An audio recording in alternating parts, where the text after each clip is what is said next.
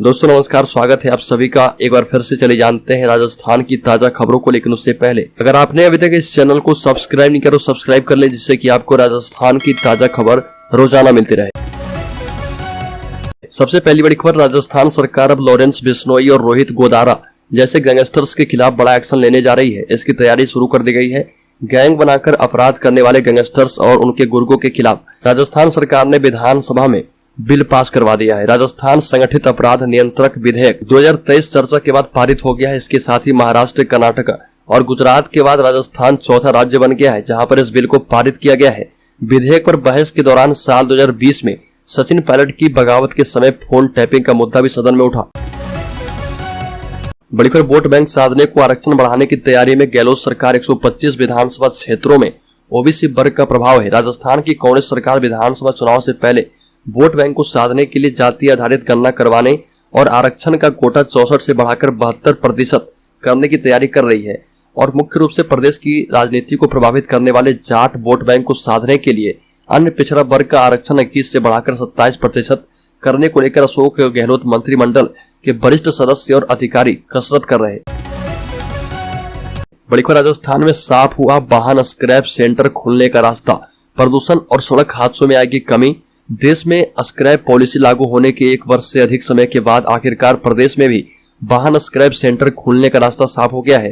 परिवहन विभाग ने 2 स्क्रैप सेंटरों को मान्यता जारी कर दी है, जहां पर लोग अपनी पुरानी हो चुकी गाड़ी को स्क्रैप करा पाएंगे। और सड़कों पर प्रदूषण और हादसों को रोकने के लिए केंद्रीय सड़क परिवहन मंत्रालय ने पिछले साल जून में स्क्रैप पॉलिसी लागू की थी। इस पॉलिसी में के लागू होने के बाद देश के कई राज्यों में स्क्रैप सेंटर भी शुरू हो गए हैं और बड़ी संख्या में खटारा हो चुके निजी और सरकारी वाहन स्क्रैप किए गए। बड़ी खबर, राजस्थान में शवों को रखकर नहीं किया जा पाएगा विरोध प्रदर्शन। गहलोत सरकार लाएगी बड़ा कानून। राजस्थान में शवों को सड़क पर रखकर विरोध प्रदर्शन करने की बढ़ती घटनाओं पर लगाम लगाने के लिए गहलोत सरकार कानून लाने जा रही है। अशोक गहलोत सरकार ने मृत शरीर को सम्मान देने के लिए राजस्थान विधानसभा में राजस्थान मृत शरीर का सम्मान विधेयक पेश कर दिया है। विधेयक के पास होने से साथ ही मृत शरीर के अपने अधिकार होंगे। उसमें मृत शरीर के यथासंभव उसके समुदाय या फिर धर्म की ज्ञात और प्रचलित परंपरा के मुताबिक अंतिम संस्कार करने का अधिकार होगा। राजस्थान की करीब 40,000 प्राइवेट स्कूलों को राहत। हाईकोर्ट ने कहा आरटी के तहत प्री प्राइमरी में एडमिशन का भुगतान सरकार को करना होगा। प्री प्राइमरी स्कूलों में आरटी के तहत प्रवेश पर राज्य सरकार को स्कूलों को फिर से भरना होगा। और राजस्थान हाईकोर्ट ने स्कूल क्रांति संघ और अन्य निजी स्कूलों की याचिका पर सुनवाई करते हुए आदेश दिया है। और स्कूलों ने राज्य सरकार के उस सर्कुलर के नियम को चुनौती दी थी जिसमें सरकार ने कहा था कि निजी स्कूलों को प्री प्राइमरी में आरटी के तहत एडमिशन देना होगा। सरकार इसे दोबारा नहीं भरेगी। करीब 7 दिनों तक लगातार मामले की सुनवाई के बाद जस्टिस इंद्रजीत सिंह की कोर्ट ने राज्य सरकार के इस नियम को रद्द कर दिया है। वहीं सरकार को निर्देश दिए गए हैं। बड़ी खबर, सीपी जोशी बोले सीएम बेटे का वैभव उठाने में राजस्थान का वैभव गिरा रहे। भाजपा की सरकार बनी तो आरपीएससी भंग होगी। बीजेपी युवा मोर्चा और एबीवीपी के कार्यकर्ताओं पर हुए लाठीचार्ज पर बीजेपी प्रदेश अध्यक्ष सीपी जोशी ने सीएम गहलोत को घेरा है। सीपी जोशी ने कहा कि राजस्थान का युवा परेशान, लेकिन सीएम गहलोत अपने बेटे का वैभव उठाने में लगे हैं और राजस्थान का वैभव गिर जा रहा। प्रदेश में पेपर लीक सहित कई मुद्दों को लेकर युवा मोर्चा और एबीवीपी के विरोध प्रदर्शन के दौरान पुलिस की ओर से किए गए लाठीचार्ज पर बीजेपी पूरी तरीके से गहलोत सरकार पर हमलावर है। बीजेपी मुख्यालय पर मीडिया से बात करते हुए प्रदेश बीजेपी अध्यक्ष सीपी जोशी ने पुलिस की इस कार्रवाई को सरकार की स्वीकृति करार देते हुए कहा कि जो हुआ वो सरकार के इशारे पर हुआ। बड़ी खबर, राजस्थान पुलिस अधीनस्थ सेवा में 3500 से अधिक कांस्टेबलों की भर्ती की जाएगी। सीएम गहलोत से मिली मंजूरी। की गई घोषणा के मुताबिक राज्य की कानून व्यवस्था में सुधार के लिए राजस्थान पुलिस अधीनस्थ सेवा द्वारा 3578 पुलिस कांस्टेबलों की नियुक्ति की जाएगी। इस आशय के प्रस्ताव को मुख्यमंत्री अशोक गहलोत से मंजूरी मिल गई है। बयान के मुताबिक एक अलग निर्णय में यह फैसला किया गया है कि राजस्थान पुलिस अधीनस्थ सेवा में 3500 से अधिक कांस्टेबलों की भर्ती जल्द ही की जाएगी। बड़ी खबर, राज्य के चित्तौड़गढ़ जिले में बजरी रॉयल्टी को लेकर उपजे विवाद और फायरिंग के मामले में 6 आरोपियों को गिरफ्तार कर लिया गया है। साथ ही 3 बोलेरो और 1 जीप भी जब्त किया गया है। मामले में मुख्य आरोपी अभी फरार है। वहीं आरोपियों के खिलाफ कार्रवाई की मांग करते हुए गुर्जर समाज जन जिला कलेक्ट्रेट पहुंचा और यहाँ पर उन्होंने कलेक्ट्रेट के बाहर नारेबाजी करते हुए मानव श्रृंखला बनाई और फिर एडीएम एसपी के सामने अपनी मांगों को रखा। वहीं एसपी राजन दुष्यंत ने बताया कि सदर थाना क्षेत्र में शाम को बिना रॉयल्टी बजरी परिवहन मालों को मदद देने की आशंका में रॉयल्टी नाका कर्मियों ने होटल संचालकों के साथ विवाद हो गया था और नाका कर्मियों ने अपने अन्य साथियों को बुलाकर होटल पर हमला कर दिया। बड़ी खबर, मोदी की सभा अब नागौर से पहले सीकर में। प्रधानमंत्री मोदी 28 जुलाई को नागौर में होने वाली सभा अब एक दिन पहले 27 जुलाई को सीकर में होगी।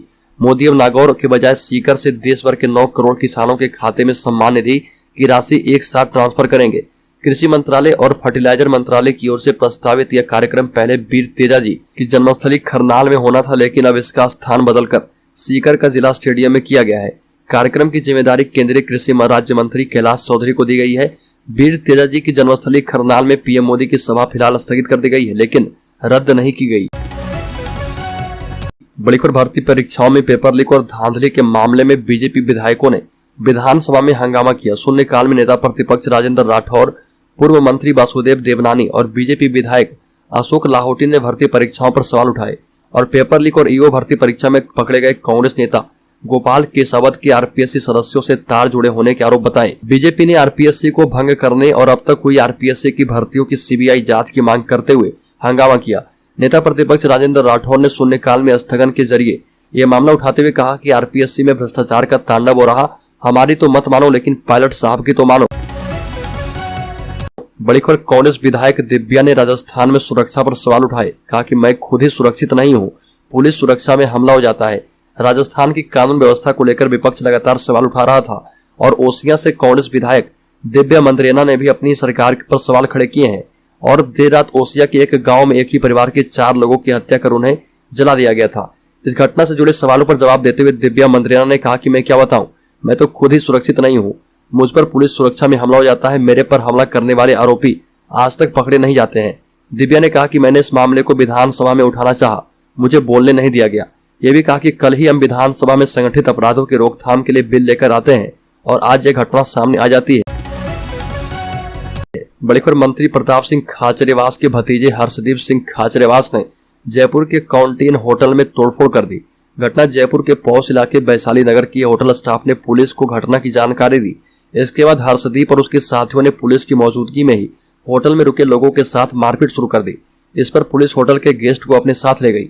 होटल मालिक अभिमन्यु सिंह ने बताया कि रात करीब 10:30 बजे हर्षदीप सिंह खाचरियावास अपने कुछ दोस्तों के साथ होटल में आया। इस दौरान हर्षदीप और उसके साथियों की होटल के गेस्ट के साथ कहासुनी हो गई।